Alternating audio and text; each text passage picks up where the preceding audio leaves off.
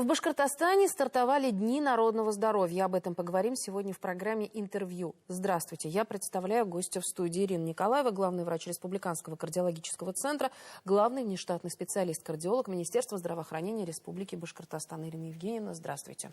Добрый день. Расскажите о мероприятии Дни народного здоровья. Я понимаю, что, может быть, название само за себя говорит о том, что здесь можно проверить свое здоровье, но каким образом это сделать? Реально наша идея по Дню народного здоровья, проведение Дней народного здоровья зародилась тогда, когда стало понятно, что стандартная профилактика, стандартные бюллетени, которые раздавали в поликлиниках, они совершенно не работают.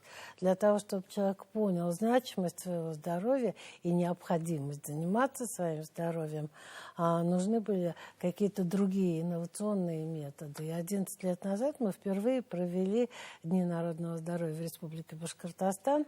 Проводятся эти мероприятия в течение полной недели во всех районах и городах Республики Башкортостан и делятся на три больших пласта мероприятий. Первый пласт, в первую очередь, это для населения. Второй пласт для сотрудников больниц. Это участковые терапевты, фельдшерские школы. И третий, это для детей. Отдельные площадки с отдельными уроками здоровья и с отдельными проводимыми занятиями в школах и в детских садах. Здесь нам очень помогают активно кафедра педиатрии, кафедра детской кардиологии. Начинается акция в понедельник, и традиционно она начинается с футбольного матча, проводимого хирургами, которые оперировали пациентов, и пациентами с трансплантированными органами.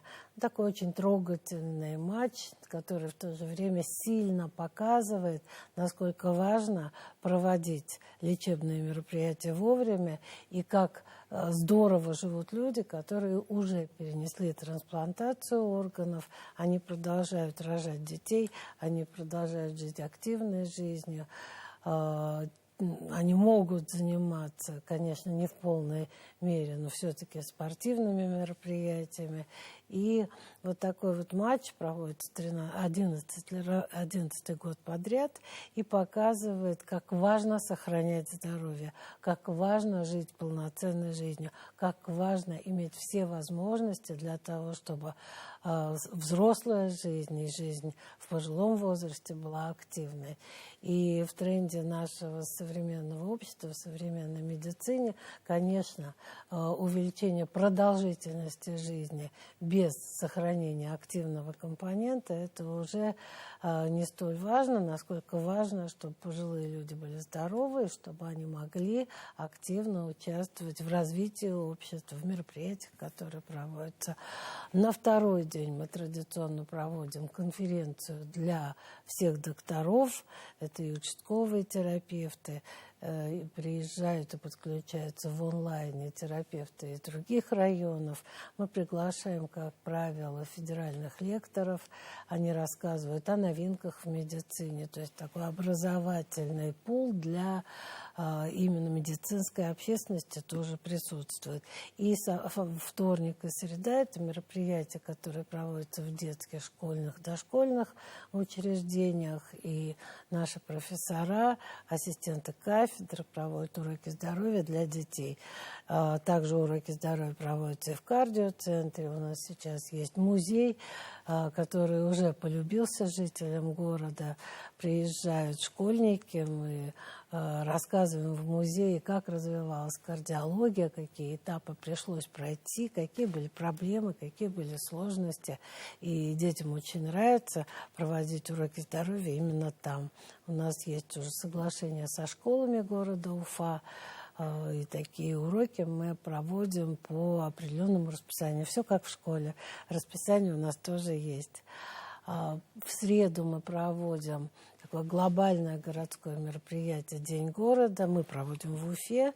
В других крупных городах республики тоже проводятся Дни города, которые включают в себя прогулки с кардиологами, прогулки с терапевтами, включают в себя праздник который проводится на определенных площадках. И этот праздник как бы играючи показывает людям, что важно сохранять в своей жизни и как важно выявить сердечно-сосудистую патологию на ранних стадиях. И сегодня мы уже не говорим о том, что нам со школы нужно выявлять факторы риска, мы говорим о том, что с рождения новорожденный ребенок уже имеет определенный набор факторов риска или склонность к появлению факторов риска. И нам сегодня важно, чтобы человек наблюдался от рождения до глубокой старости в одном цифровом поле и с передачей информации от одного врача к другому. И вы видите, как стремительно развивается сегодня цифровизация, появляются элементы искусственного интеллекта, появляется возможность сквозного контроля за пациентами, которые уже появились в системе за счет определенного набора факторов риска. И, соответственно, проще корректировать это состояние, проще предотвратить развитие серьезных заболеваний, чем потом заниматься сложными технологиями лечения. Безусловно, мы это делаем тоже, но сегодня важнее предупредить. Чем больше мы предупредим патологии, тем больше человек будет жить здоровой жизнью. Это важно.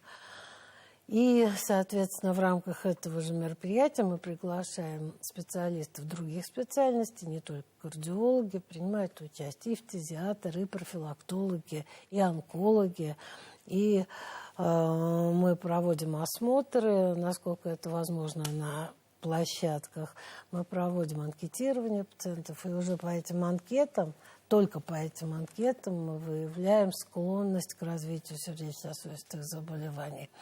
Я хочу вам сказать, что более 1 миллиона человек за 11 лет, за 10 лет неполных, и вот следующей неделе уже прошли вот эти игровые скрининги, и нам удалось выявить, во-первых, сердечно-сосудистую патологию, о которой человек не знал, а во-вторых, провести те мероприятия, в том числе и хирургические вмешательства, которые позволили им продлить жизнь. Это очень важно. На самом деле такая огромная площадка, вся республика превращается в огромную профилактическую площадку, где мы выявляем пациентов. Для нас это более чем серьезно, а вот эта игровая форма позволяет привлечь внимание к нашим мероприятиям. Ну и, конечно, мы проводим прогулки с кардиологами, как на территориях больниц, так и вот в рамках Дня города. Очень важно, что мы передаем флаг здоровья, такой условный флаг здоровья в города республики. Однажды мы уже передавали флаг здоровья в Оренбург, так что даже в Оренбурге есть наш флаг здоровья. И, соответственно, следующий город, который получает этот флаг на год, будет уже передавать этот флаг здоровья своим соседям. Таким образом, мы показываем, что мы готовы к постоянному сотрудничеству с пациентом. Это действительно сотрудничество. И если мы с пациентом на одной ноге, то, соответственно, у нас эффективность наших мероприятий гораздо больше. И, конечно, мы приглашаем на все эти мероприятия всех жителей республики, независимо от возраста, независимо от специальности, просто для того, чтобы нам всем вместе понять, насколько важно сохранить здоровье и насколько важна роль самого человека в сохранении своего здоровья. Это нужно делать, и я считаю, что нужно развивать новые методы, которые мы стараемся внедрять и в кардиоцентре, и по всей республике. Вот, например, с января мы проводим, даже раньше немножко, с 1 сентября прошлого года, мы проводим акцию «Музыка сердца», приглашаем известных артистов на нашу площадку, приглашаем пациентов, детей и стараемся тематически, в зависимости от того, в каком месте проводится «Музыка сердца», проводить такие музыкальные часы, когда человек немножко расслабляется, есть возможность подумать о себе, есть возможность помечтать. А все эти три составляющие, они только дают дополнительные возможности в копилку нашего здоровья.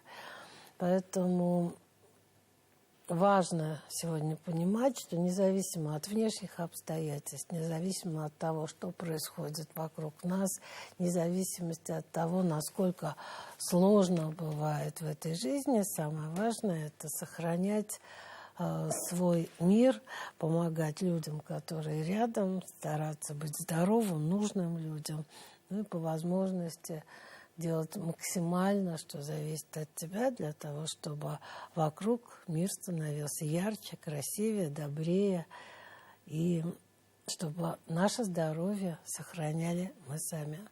Ирина Евгеньевна, вы так полно ответили на мой первый вопрос, на мой первый и единственный вопрос, что мне остается только спросить, как можно стать участником этой акции? Очень просто. В понедельник эти акции начинаются, в 3 часа у нас начинается мероприятие. Это футбольное поле. Пожалуйста, в БГМУ, в зале БГМУ мы будем проводить это мероприятие. Вход свободный. Пожалуйста, с друзьями, с детьми, с мужьями, с бабушками, с дедушками. Приходите болеть за наших пациентов. И дальше уже расписание на сайте РКЦ. И в группы мы везде выложим. ВКонтакте, в Одноклассниках, в Телеграме и в Максе. В наших группах будут выложено расписание всех мероприятий. Чем эта акция отличается от поездов здоровья и диспансеризации? Я еще раз хочу сказать, что это в большей степени игровая акция, которая привлекает взгляды населения, а диспансеризация поезда здоровья – это все-таки более прицельное мероприятие, которое направлено на конкретное выявление патологии у пациентов. То есть мы едем для того в районы, чтобы найти пациентов, которые нуждаются в нашей помощи. А здесь мы не ищем пациентов, мы по пути, играя и объясняя, что такое факторы риска, как с ними жить, какие мероприятия нужно проводить, мы в то же время анкетируем пациентов, измеряем давление, и по пути мы выявляем ту группу, которую мы дальше должны дообследовать. Это важно. Гипертоников очень много мы выявляем таким образом, например. Потому что вообще гипертония – это такие входные ворота для всей сердечно-сосудистой патологии. Если давление у пациента, у человека нестабильное, отмечается склонность к повышению давления, то это нужно начинать корректировать сразу. Не тогда, когда давление 240 и прединсультное состояние, а тогда, когда давление 140, и когда нужно участие врача для того, чтобы разъяснить, что происходит в организме вообще и что нужно делать для того, чтобы давление стабилизировалось до 120, до 125. Это очень важно. коротко. Можно сказать, что Дни народного здоровья – это одно из мероприятий, которое преследует те же цели, что и национальный проект «Продолжительная и активная жизнь». Безусловно. Это одно из мероприятий, вы совершенно правильно сказали, но у нас еще очень много точек роста, где мы должны сделать так, чтобы увеличить средний возраст еще в большей степени, но средний возраст здоровой жизни. Для этого нам нужно уже сегодня заниматься тем молодым поколением, которое через 20, 30 и 40 лет перейдет в группу пожилого населения. И вот это молодое поколение сегодня должно прийти туда здоровым. То есть в наших силах сегодня раздвинуть возрастные рамки здоровой жизни. Спасибо огромное, Ирина Евгеньевна. Будьте здоровы. Это была программа «Интервью». Спасибо, что были с нами.